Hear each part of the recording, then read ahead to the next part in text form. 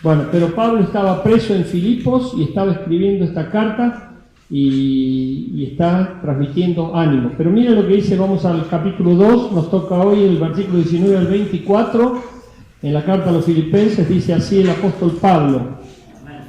Dice así: espero en el Señor Jesús enviaros pronto a Timoteo para que yo también esté de buen ánimo al saber de vuestro estado. Pues a ninguno tengo del mismo ánimo y que tan sinceramente se interese por vosotros, porque todos buscan lo suyo propio, no lo que es de Cristo Jesús. Pero ya conocéis los méritos de Él, que como hijo a padre ha servido conmigo en el Evangelio. Así que a este espero enviaros, luego que yo vea cómo van mis asuntos, y confío en el Señor que yo también iré pronto a vosotros. Esta es una carta escrita desde la prisión, repito, y si ustedes ven, no hay ningún pedido de cigarrillos, ni de pedirme un abogado, o por favor, hacer tal o cual cosa. Es una carta de ánimo, pero al mismo tiempo nos sirve a nosotros para aprender cómo vive un verdadero siervo de Dios y cuál es el carácter de un verdadero siervo de Dios. La primera cosa que nosotros vamos a ver aquí, el primer punto, es que los llamados de Dios esperan en Dios. Y hay una canción, ¿se acuerdan? Nosotros la hemos traducido del inglés, que dice: espera en Dios y Él, ¿qué va a hacer? Te fortalecerá. Pero esperar en Dios, no esperar en cualquier otra cosa. Y aquí dice el versículo 19: espero en el Señor Jesús de poder enviarles a ustedes a Timoteo. Después vamos a hablar de Timoteo, no hoy porque sería para largo, eso va a quedar para el martes que viene. Hoy vamos a hablar del apóstol Pablo. Y él esperaba en el Señor, tenía su esperanza en Dios. Nuestra esperanza no depende de las circunstancias, depende de Dios. Y como Dios nunca cae, nunca se acaba, nunca falla, nosotros tenemos que confiar. Por eso dice que la esperanza del cristiano trasciende aún los límites de la muerte. Por eso nosotros no tenemos ese concepto y mientras hay vida hay esperanza. No, porque Dios es eterno. Y Pablo esperaba en el Señor Jesucristo, esperaba en Dios. Yo te invito a esperar en Él. A lo mejor estás esperanzado, pero por no esperar en Él, te desesperanzas. Por eso Pedro, el apóstol, dice: nosotros los creyentes tenemos una esperanza viva, no muere, es una esperanza que se mantiene vigente. Yo te quiero invitar a tener ese tipo de esperanza. Por eso, ¿se acuerdan el famoso negro guerrero Martínez, el peruano que estaba trabajando como locutor aquí en la Argentina? Él decía: les hablo con esa voz bien gruesa a los desesperanzados. Y hay mucha gente desesperanzada. Ya perdió las esperanzas, se resignó, tiró la toalla. Pero nosotros no tenemos que ser así, porque estamos esperando en Dios. Y Dios es quien alimenta nuestra esperanza. Pablo esperaba en Dios. A veces me duele ver gente que cree en Dios, pero se desesperanza, se desinfla como un globo. Bueno, Pablo no era así. Pablo se mantenía en su esperanza. Espero en el Señor Jesús. No esperaba en el emperador de Roma, no esperaba en un gobierno de turno, esperaba en Dios. Me gustó lo que un hermano de nuestra iglesia dijo hace poco. ¿Qué sentiste con estas elecciones? Nada, dijo. ¿Por qué? Porque yo dependo de Dios. No dependemos de un gobierno, no dependemos de nada, dependemos de Dios, y Dios nunca falla. Por eso tenemos que confiar en Él y esperar en Él y descansar en Él. ¿Amén? ¿Cuántos lo van a hacer? Amén. Bueno, gloria a Dios. Miren la segunda cosa que nos enseña la palabra. Los llamados son animados por el buen estado de los hermanos. Dice el versículo 19, justo en la parte final: para que yo también esté de buen ánimo al saber de vuestro estado. Para que yo también esté de buen ánimo al saber de vuestro estado. Y esto nos habla de un Pablo humano, como Jesús también. Jesús se cansó, lloró, se entristeció, renegó, y todos hacemos exactamente lo mismo. No es pecado que suframos algún efecto de las cosas que nos tocan vivir. Pero el problema es que esos efectos nos dominen y que nos mantengan en un estado inservible, inútil, y que nos hagan vivir una vida de estropajo o de miseria o sufriente. ¿Me entienden? Pablo se animaba al saber del buen estado de los hermanos, y lo contrario sería me desanimo o me afecta saber de que mis hermanos no están andando bien. ¿Se acuerdan cuando el apóstol Pablo decía, sufro dolor de parto hasta ver a Cristo formado en vosotros? ¿A qué se refería? A que había personas que todavía no estaban teniendo la victoria, teniendo la esperanza, teniendo la confianza, o teniendo la firmeza y el valor y la inmutabilidad que solamente nos puede dar el Espíritu Santo. Por eso Pablo les hacía ver que él también tenía empatía, que él también sufría. ¿Y qué dice la Biblia? Lloraos con los que lloran y gozaos con los que se gozan. Por eso nosotros tenemos que tener empatía. Pero ¿saben una cosa? La mayoría del mundo ha naturalizado todo lo maligno, malo. Es como que no nos afecta. Mientras no sea alguien de mi familia, ni me importa. Pero Pablo estaba aquí sentido por lo que le estaba pasando a los romanos, a los filipenses. Y le dice, para que yo esté también de buen ánimo al saber de vuestro estado. Y yo me gozo, me alegro muchísimo cuando me entero que están re bien. Pero me pongo mal cuando están mal. ¿Y qué hago? Oro, y cubro, y declaro, y bendigo. Y eso es lo que tenemos que hacer. Pero nada no. Algo sí. Amén. Y ya vamos a ver algunas otras cosas que nos enseña Pablo aquí en esta carta. Pero también esto nos habla de la humanidad de Pablo. De cómo Pablo era una persona afectiva, indudablemente. Y tenemos que ser afectivos. Pero ¿saben una cosa? El mundo está frío, carente de afecto. Y dice la Biblia, a medida que la ciencia aumente, a ver quién me completa el texto. El amor de muchos se enfriará. La gente hoy está distante, no se llevan ni el apunte, ya nadie se lleva, ni les importa. Es el afecto natural que se va secando. Pero qué triste que pase eso en la iglesia. Sería tristísimo, ¿verdad? Pablo aquí dice, me alegro mucho y espero que me traigan buenas noticias, porque eso me alegra mucho más todavía. Para que estén de buen ánimo, para que estén bien. Y no que digan, bueno, fulano se fue al mundo, mengano cayó en pecado, o perengano está a las patadas con su esposa, con su esposo. Todo eso nos entristece, porque somos hermanos, familia. Estamos peleando juntos la buena batalla de la fe. Me alegré con los que me decían, a la casa del Señor iremos. En serio, me alegré. Me alegré de verlos, me alegro de verlos. Amén. ¿Vos no te alegrás?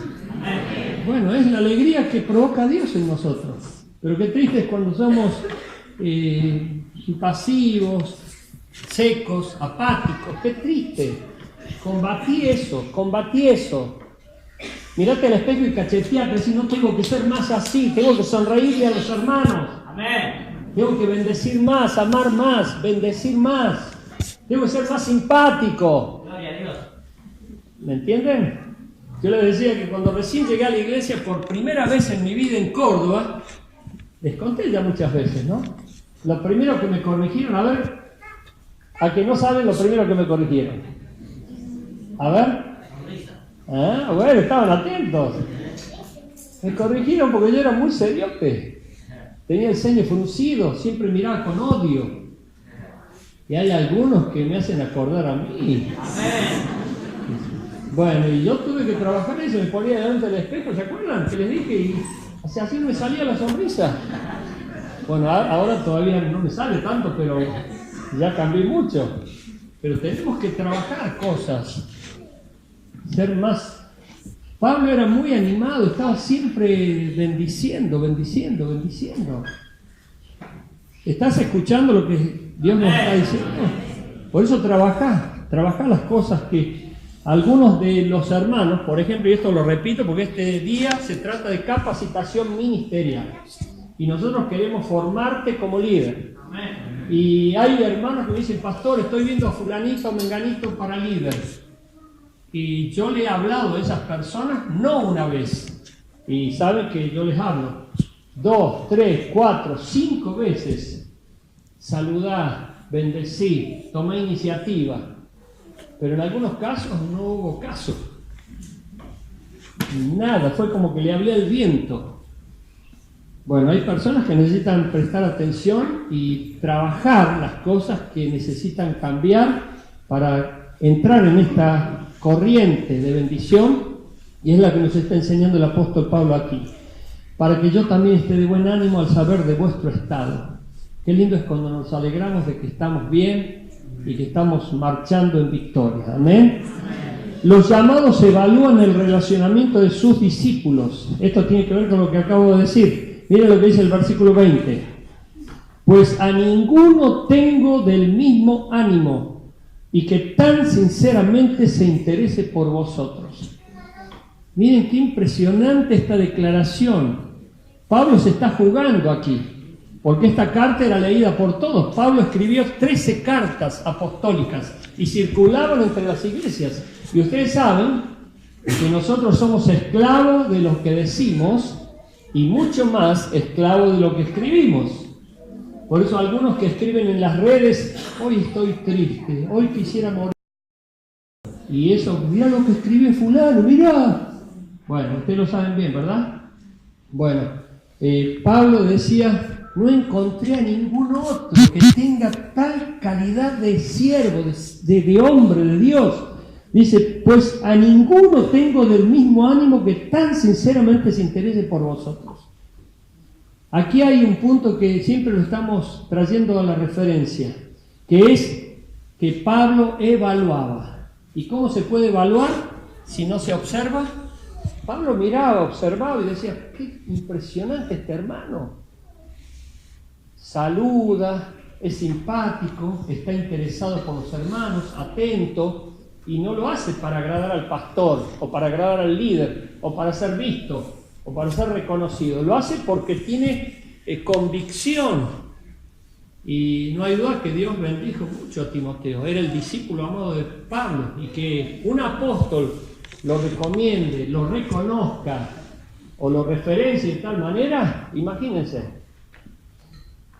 Pablo estaba reconociendo a Timoteo como una persona recomendable. Y nosotros no tenemos que recomendar a cualquiera, ¿verdad? Porque nos quemamos. Porque si recomendamos a alguien que roba, miente y que nos hace quedar mal, en eso también está en juego nuestra capacidad de discernir o de darnos cuenta de las cosas que decidimos. Por eso aquí Pablo está diciendo, a nadie he visto de tal ánimo que se interese tan sinceramente por los hermanos. Y la pregunta que te hago, ¿te estás interesando sinceramente por los hermanos o ni te importa? Ustedes saben, y permítanme decírselo, que mucha gente todavía no conoce lo que es la iglesia. Y cree que la iglesia es una institución, o son paredes, o es un lugar, o es un grupo de personas que entra y sale. La iglesia es la familia de Dios, es el cuerpo de Cristo. Y nosotros tenemos que tener mucha conciencia de eso. ¿Por qué? Porque estamos edificando a la iglesia. Me gustó una persona que hizo un comentario sobre algo que dije y yo quisiera que otros pudieran haber pensado lo mismo. ¿Escuchaste lo que dijo el pastor el domingo? ¿O qué pasaría si te pregunto? Ni me acuerdo nada.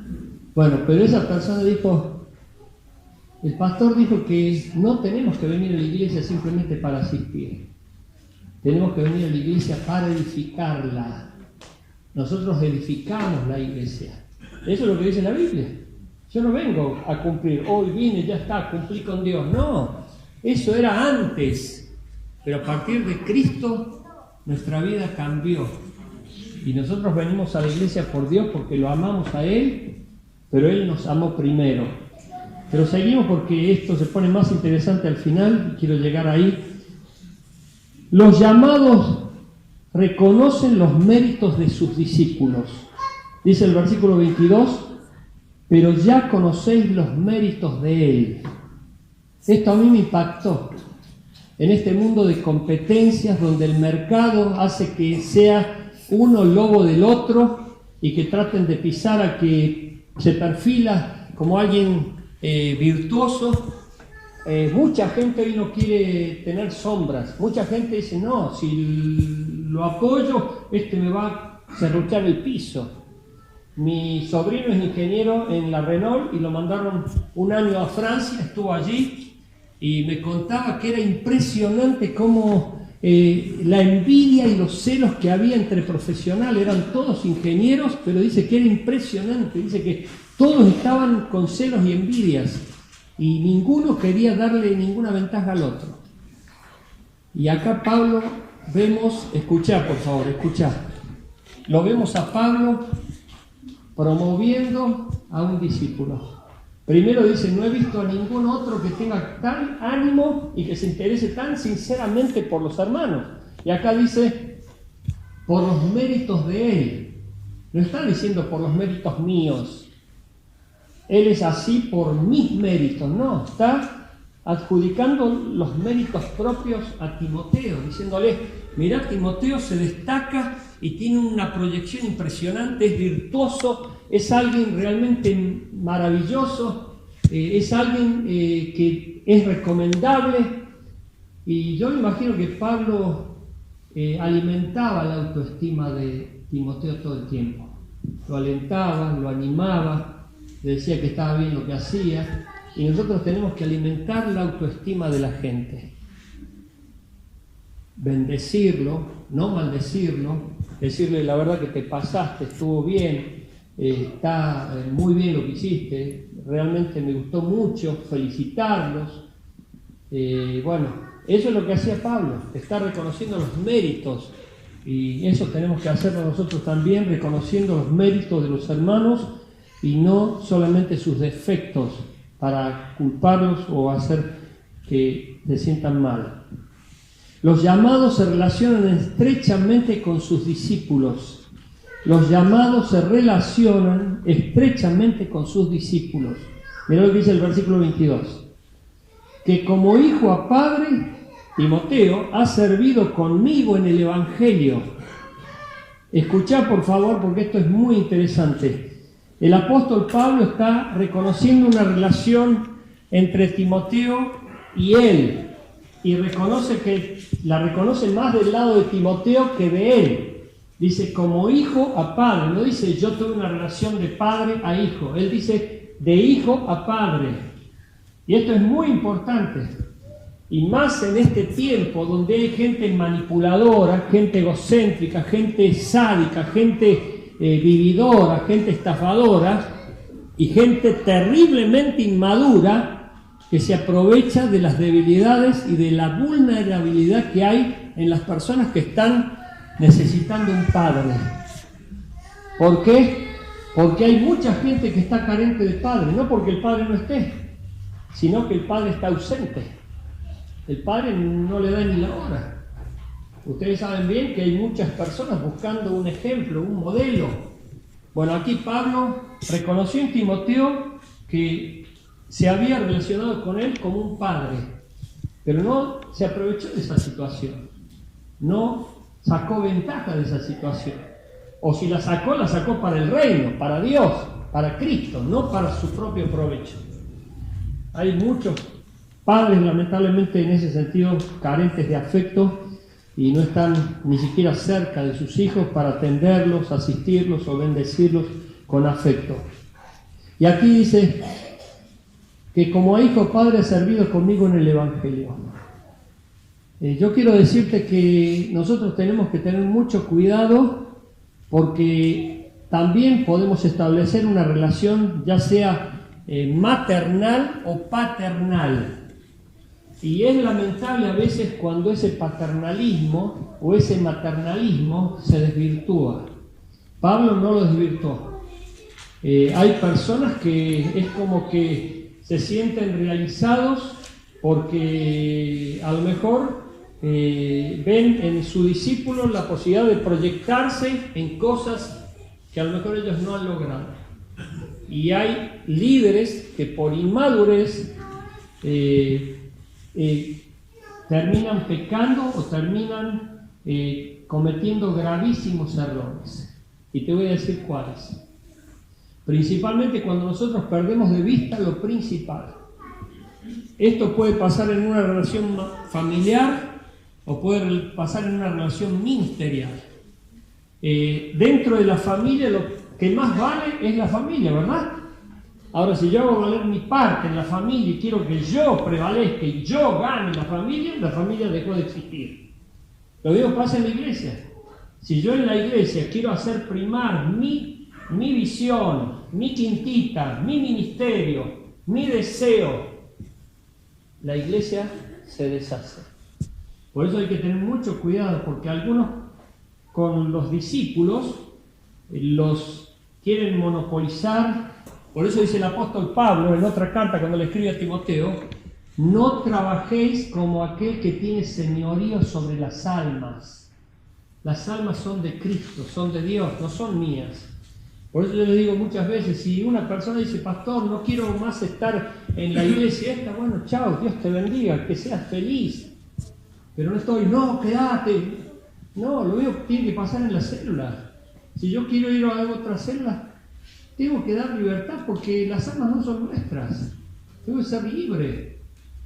No, vos sos mía, yo te gané para Cristo, vos naciste para Cristo, yo te prediqué. No, lo hiciste porque Dios te lo pidió, no porque fue tu voluntad.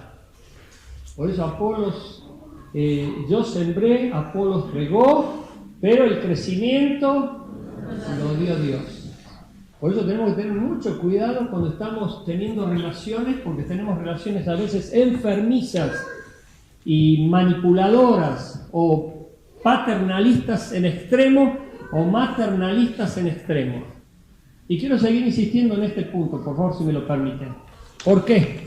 Porque hay padres, como ustedes saben, posesivos, hay madres. Al hablar de padres estoy hablando en términos genéricos. Tanto madre como padre pueden ser posesivos, egocéntricos y controladores, pero nosotros tenemos que tener mucho cuidado para ayudar a los hijos a que puedan crecer y desarrollarse y volar y ser libres. ¿Qué más gozo hay que ver a un hermano o a un hijo que se desarrolla y se proyecta? Y Pablo aquí lo está enseñando. Por eso tengamos cuidado en la relación.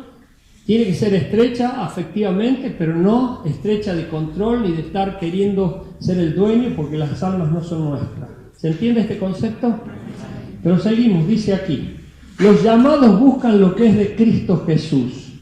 En el versículo 21 dice el Pablo: porque todos buscan lo suyo propio, no lo que es de Cristo Jesús. Y lo suyo propio es egocentrismo. Lo suyo propio es querer ser yo y nadie más que yo. Y tengamos cuidado en eso, porque el que tiene que estar por encima de todas las cosas es Cristo, es Dios, porque Él nos salvó, nos escogió. Él murió en la cruz, se desangró con un propósito, de traer nuestra vida a la redención. Antes nosotros vivíamos perdidos en las tinieblas, por más que nos hubiese ido todo bien, porque yo decía me va todo bien, pero en realidad me iba todo mal, porque no tenía Cristo, estaba vacío, sin esperanza, hasta que Cristo llegó a mi vida. Y Pablo lo interpreta muy bien. Tenemos que buscar a Cristo, y con Cristo vienen todas las cosas. Y este es un principio bíblico. Buscad primeramente el reino de Dios y su justicia, y todas las demás cosas te serán añadidas. Este es un principio. Pero ¿qué hacemos nosotros? Todo al revés.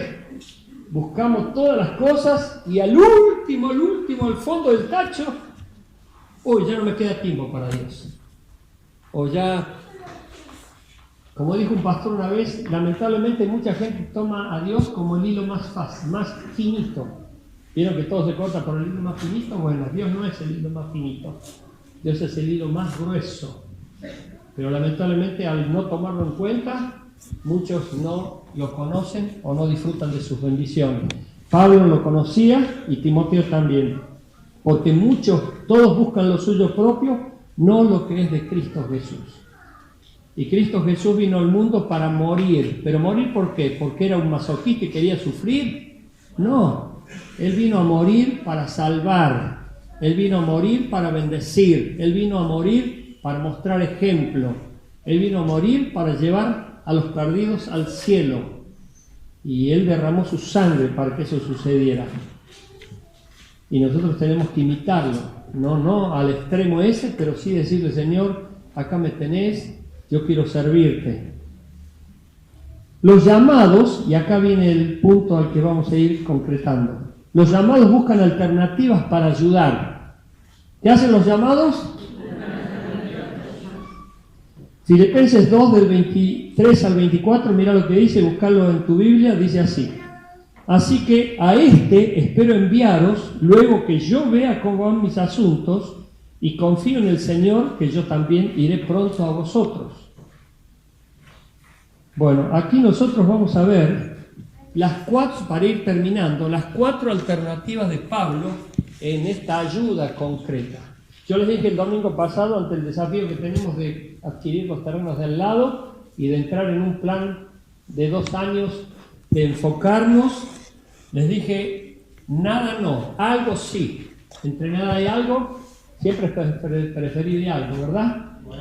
Hay personas que directamente nada. Bueno, Dios, cada uno es conocido por Dios.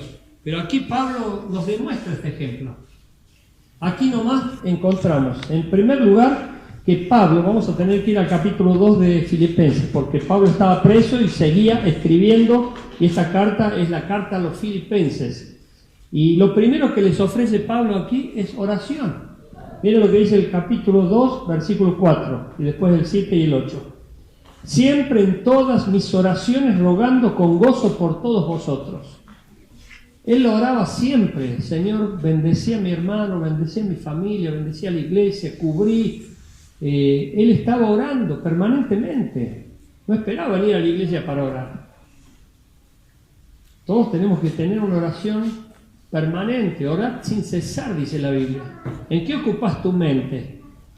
Si no la ocupas en pensar cosas buenas, halagüeñas, positivas, lindas, de bendición, tu mente puede llenarse con basura y puede llenarse con cosas que el diablo siembra. Ustedes lo saben bien. Hay personas que calientan tanto su cabeza pensando cosas que hasta se desquician. Bueno, Pablo estaba siempre intercediendo. Bendecía a mi hermano, bendecía a mi familia, bendecía a mi vecino, bendecía a la iglesia, bendecía todo el tiempo. Y tenemos tantos motivos para orar. Tenemos muchísimos motivos para orar. Por eso, ocupa tu mente, tu vida en orar, y Pablo lo hacía. Miren lo que dice el versículo 7 y 8. Como me es justo sentir esto de todos vosotros, por cuantos tengo en el corazón y en mis prisiones, los tenía con él Pablo, y en la defensa y confirmación del Evangelio, todos vosotros sois participantes conmigo de esta gracia. Porque Dios me es testigo de cómo os amo a todos vosotros en el entrañable amor de Jesucristo. Pablo tenía un corazón compenetrado con la obra de Cristo, con la iglesia y con el amor al prójimo. A veces nosotros vivimos vidas tan egocéntricas, tan mezquinas, que no tenemos tiempo para nadie más sino para nosotros. Por eso dice Pablo: mi discípulo Timoteo, amado en el Señor, busca lo de Cristo, no lo suyo propio como lo hacen todos. La oración es fundamental. Vos podés orar. ¿Qué puedo hacer? Orar, orar, orar. Interceder. ¿Te enterás de problemas que hay en la iglesia? Orá. No chusmees ni utilices la oración. Che, ¿te enterás que fulano? Y chusmeás con el justificativo de la oración. Eso no es correcto. ¿Se entiende esto? Orar y Dios va a escuchar tu oración. La oración del justo puede mucho. Y créelo, porque Dios responde a la oración de su pueblo. La segunda cosa, un enviado, Timoteo. Y ustedes saben bien, ya lo hemos dicho muchas veces, me pidieron ayuda a mí, pero yo no puedo ir. ¿Pero qué hace Pablo? Envía a otro. Esto es válido. Pero logra que la cosa se haga. No, yo no puedo ir, lo siento, disculpame, estoy ocupado, no puedo ir. No, pero hace algo por lo menos. Entre nada y algo preferimos algo, y Dios prefiere algo. Me pidieron a mí esto, ¿vos podés hacerte cargo? Nada, no. Por ejemplo, cuando se dan, y esto de paso, cañazo, cuando hay encuentros o campamentos y que alguien dice, yo me comprometo, cuenten conmigo, voy a estar en la cocina, y llega el momento de la comida, no hay nadie. Ya sé que estoy imaginándome, son puras fantasías las que estoy diciendo, ¿no? Pero suponete que no podés concretar tu compromiso, borrarte no, nada no, algo sí, pero no a cualquiera, no decir al punto, a ver quién puede reemplazar, no. Pablo elegía, Pablo enviaba gente recomendable. Mirá, yo no puedo ir a ustedes en persona, estoy preso, aunque no lo dice, pero estaba preso, pero les voy a enviar a uno que es como si fuera yo. Tómenlo en cuenta porque es como si fuera yo. Esto lo repite en varias de sus cartas, Pablo. Y qué lindo es tener a gente que nos represente bien y que la gente diga, la verdad, a quien mandaste fue una bendición. Qué lindo es así. Yo cuando leí el libro de Paul Yong-Cho, este famoso pastor de Corea, yo tuve el privilegio de estar en su iglesia, conocí el edificio de su iglesia enorme. Este pastor dice, todos los años nos llaman las principales empresas del país pidiéndonos empleados, obreros, para recomendarles a quienes van a ir a trabajar. Miren si pasara eso con nosotros. Yo estaría ya gritando. ¿A quién recomendamos? ¿A quién le decimos que vaya? Representando a la iglesia. Quiero que sepas que vos cuando andás, representás a la iglesia. Y me representás a mí. Lo mismo que yo, por donde quiera que vaya, represento a la iglesia y te represento a vos. Y lo he dicho muchas veces. Hay un hermano aquí que está ahora, me dijo, pastor, fui a tal lado y me dijeron, ¿vos vas a lo de Obando? Y bueno, yo no lo ando diciendo eso, y Dios es testigo. O vos vas a la iglesia bautista, bueno, nosotros nos representamos, pero al mismo tiempo representamos a Dios. Y Pablo enviaba a un representante, les envió a Timoteo. Era una ayuda concreta, era algo muy eficiente, que vos también puedas tener eso en cuenta. Me pidieron esto a mí, pero ¿a quién envío? ¿A quién le digo? ¿A quién le pido? Ay, no tengo a nadie, porque si le pido a fulano me va a quemar, o me va a hacer quedar mal. Dios nos ayude, ¿verdad? Pero todos tenemos que convertirnos en personas altamente recomendables. No escuché ningún amén. Que así sea. Bueno, la tercera cosa. Él mismo. Miren, una de las cosas que suelen suceder, y yo me pongo en primer lugar en esto como culpable, que cuando uno tiene a alguien para enviar, se puede borrar uno. ¿Me entienden? Este puede ser un arma de doble filo, ¿no? Bueno, que vaya fulano, que vaya mengano. Bueno, Dios nos ayude para no cometer ese error. Pablo dice, yo no puedo ir ahora, pero apenas pueda ir, cuenten conmigo, yo voy a ir. Por eso tenemos que ser comprometidos también. Pablo estaba buscando una ayuda para mantener el buen ánimo de los filipenses y no permitir que se viniera a pique. Les oro por ustedes, les envío a Timoteo, voy a ir yo mismo, y se alentaban seguramente, va a venir Pablo también, va a venir Pablo cuando pueda. Y la última forma que usa Pablo es la carta. Le escribe. Vos podés hacerle un WhatsApp.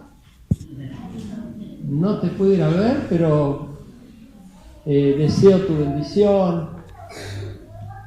Y les pido que no estén mandando todos los videos que encuentran por ahí, todos los poemas que... No, por favor, no. Entiéndanme bien, sean concretos, específicos, porque a veces el WhatsApp lo llenan de videitos de todo tipo, saludos de todo tipo que vienen por todo el mundo. No, envíen cosas concretas, específicas. Dios te bendiga, estuve orando por vos, espero que estés mejor, te espero, y si necesitas algo, sea lo que sea, dinero.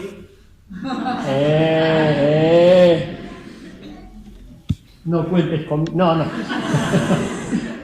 Pero contá conmigo en lo que pueda estar a mi alcance y me autorizás para transmitir este motivo de necesidad a la iglesia.